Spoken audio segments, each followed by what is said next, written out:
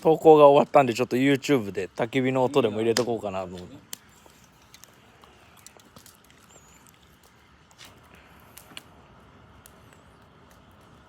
投稿終わっとるっすよね。終わってません？本当っすか？今12時ちょっと過ぎぐらいじゃないですかね。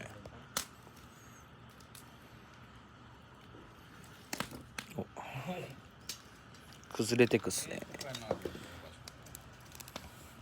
いいっすね、ここ落ち着きますね。落ち着くわな。はい。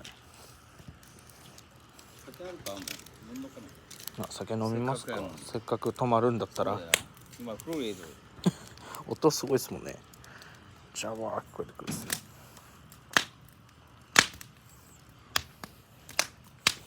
さっきのあの人もいい人やな。そうっすね。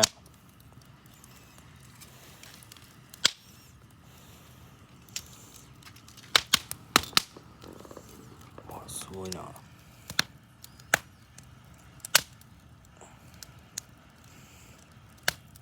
幻想的です。幻想的やろ。手と携帯がめちゃくちゃ熱いですけどね、この距離感は。なかなかいい赤外線与えてくるですね。